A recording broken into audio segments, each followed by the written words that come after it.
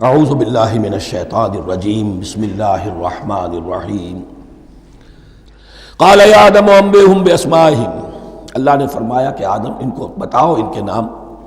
فلما انباہم باسمائہم، تو جب انہوں نے بتا دیے ان کو فرشتوں کو ان کے نام، قال الم اقل لکم انی اعلم غیب السماوات والارض، تو اللہ نے فرمایا کہ میں نے کہا نہیں تھا کہ میں جانتا ہوں آسمانوں اور زمین کی تمام غائب چیزوں کو جو تمہاری نگاہوں سے بھی اوجھل ہے، غیب، میں ہر شے کا جاننے والا ہوں. وَأَعْلَمُ مَا تُبْدُونَ وَمَا كُنْتُمْ تَكْتُمُونَ، اور میں جانتا ہوں جو کوئی تم ظاہر کر رہے تھے اور جو کوئی تم چھپا رہے تھے. چھپانے میں محسوس ہوتا ہے کہ ان کی خواہش یہ تھی کہ خلافت ہمیں ملے. ہم خدام ادب ہیں، ہر وقت تسبیح و تحمید اور تقدیس میں مصروف ہیں، جو حکم ملتا ہے بجا لاتے ہیں، تو یہ خلافت کسی اور مخلوق کو کیوں ملے؟ یہاں صرف یہ اور بتا دوں کہ یہ چونکہ اب ایک تیسری مخلوق کا ذکر بھی بعد میں آئے گا،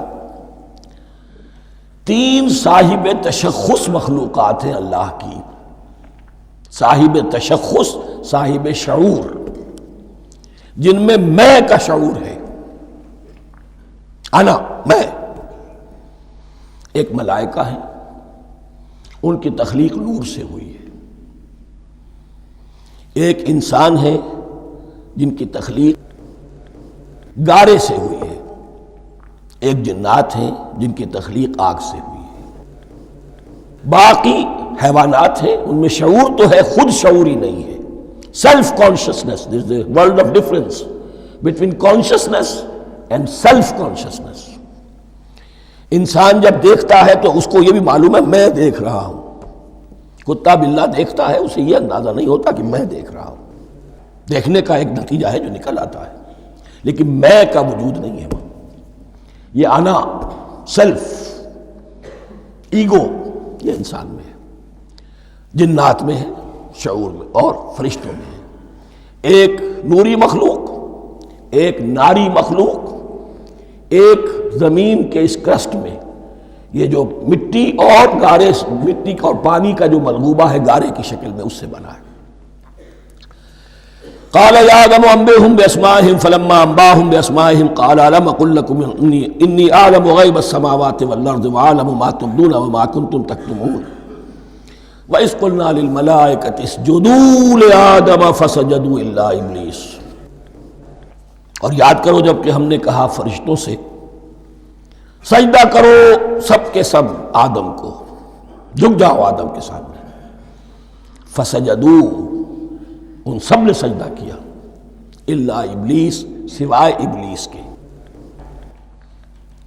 پہلی بات تو یہ سمجھیے کہ تمام ملائکہ کے سجدے کی ضرورت کیا تھی. کیا یہ صرف تعظیماً تھا؟ اور تعظیماً اگر تھا تو کیا آدم خاکی کی تعظیم تھی یا کسی اور شے کی تعظیم تھی؟ مکی صورتوں میں یہ بات 2 جگہ واضح کی گئی ہے. فَإِذَا سَوَّيْتُهُ وَنَفَخْتُ فِيهِ مِن رُوحِي فَقَعُوا لَهُ سَاجِدِينَ. جب میں اس آدم کی تخلیق مکمل کر لوں اور اس میں اپنی روح میں سے پھونک دوں، تب گر پڑنا اس کے سامنے سجدے میں. تعظیم اگر ہے تو آدم خاکی کی نہیں ہے، اس کے اندر جو ڈیوائن ایلیمنٹ ہے، جو ڈیوائن سپارک ہے، جو روح ربانی ہے، میری روح، اس کی ہے. اور نمبر 2، اس کی حکمت کیا ہے، علت کیا ہے، غرض و غایت کیا ہے؟ جیسا کہ میں نے عرض کیا، اس کائنات کی اس حکومت کے کارندے تو وہ ہیں. خلیفہ بنایا جا رہا انسان کو، جب تک یہ ساری سول سروس اس کے تابع نہ ہو، خلافت کیسے کرے گا؟ دیکھیے میں جانا چاہتا ہوں، چوری کرنے کے لیے جانا چاہتا ہوں، راستے میں کتنے فیکٹرز ہوں گے، کتنے فزیکل فینومینا ہوں گے. میں چلنا چاہتا ہوں، میں زمین کو دھکیلتا ہوں، زمین مجھے دھکیلتی ہے، زمین مجھے نہ دھکیلے تو میں کیسے چلوں گا؟ یہ پوری کائنات جو ہے، یہ جب ہم کوئی ارادہ کرتے ہیں اور کوئی فعل کرتے ہیں تو اس فعل کے پورے ہونے میں، اس کے ظہور میں نہ معلوم کون کون سے ایلیمنٹس ہیں، کون کون سی فورسز آف دی نیچر ہیں جو ہمارے ساتھ موافقت کرتی ہے تو ہم وہ کام کر سکتے ہیں. اور ان سب پر فرشتے مامور ہیں، ہر ایک کی اپنی ڈومین ہے. اگر وہ تابع نہ ہوں تو خلافت کی کوئی معنی نہیں.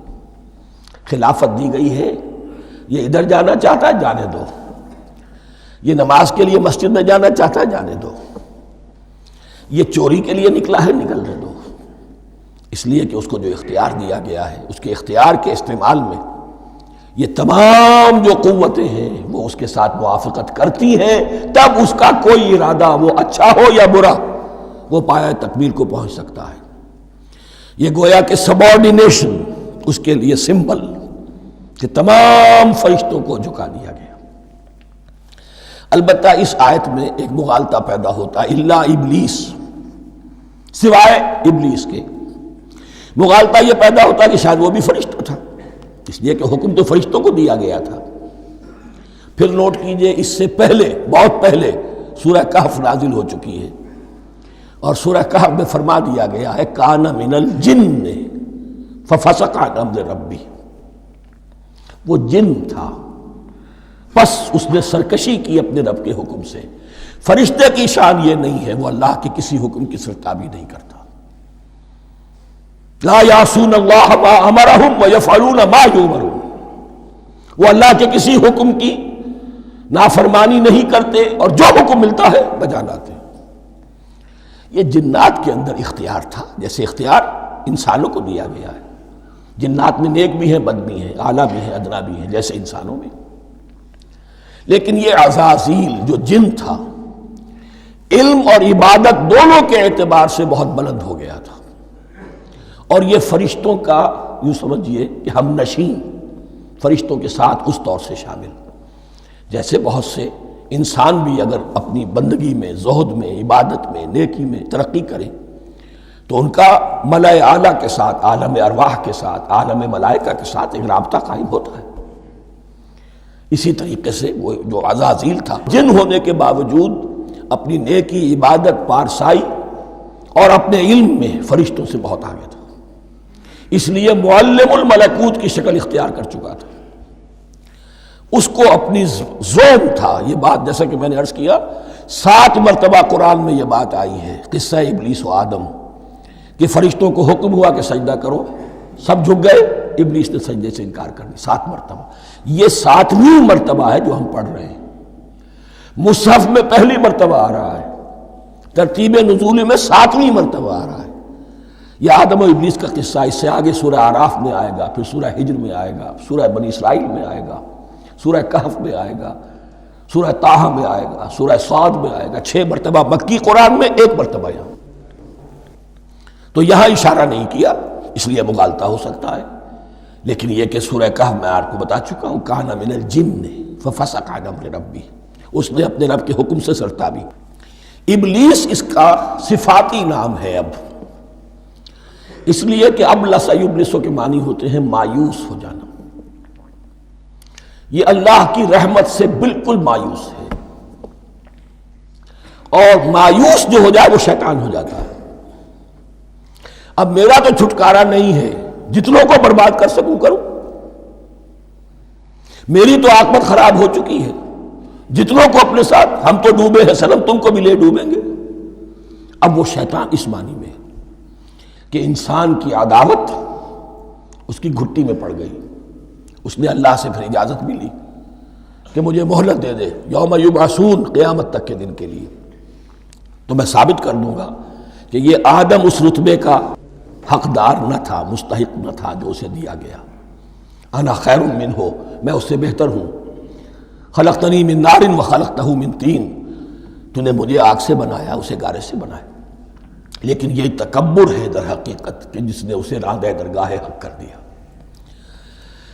وَإِذْ قُلْنَا لِلْمَلَائِكَةِ اسْجُدُوا لِآدَمَ فَسَجَدُوا إِلَّا إِبْلِيسَ أَبَىٰ وَاسْتَكْبَرَ، ابا اس نے انکار کیا، واستکبر اور تکبر کیا، استکبار کیا، وَكَانَ مِنَ الْكَافِرِينَ۔ کانا عربی زبان میں 2 طرح کا ہوتا ہے، تامہ، ناقصہ۔ ایک معنی یہ ہو سکتے ہیں کہ ہو گیا، اب اپنے اس استکبار اور انکار کی وجہ سے کانا من الکافرین، وہ کافروں میں سے ہو گیا۔ ایک کانا تامہ ہوتا تھا ہی کافروں میں سے، یعنی اس کے اندر سرکشی چھپی ہوئی تھی، اب ظاہر ہو گئی۔ یہ معاملہ ہوتا ہے، کسی شخص کی بدنیتی اس کے اوپر پردے پڑے رہتے ہیں نیکی کے، زہد کے، کسی خاص وقت میں آ کر وہ ننگا ہو جاتا ہے، اور جو اس کے اندر تھا اصل اس کی حقیقت وہ سامنے آ جاتی ہے، اس کا امکان ہے۔ تو دونوں معنی اس کے ہو سکتے ہیں۔ صدق اللہ العظیم۔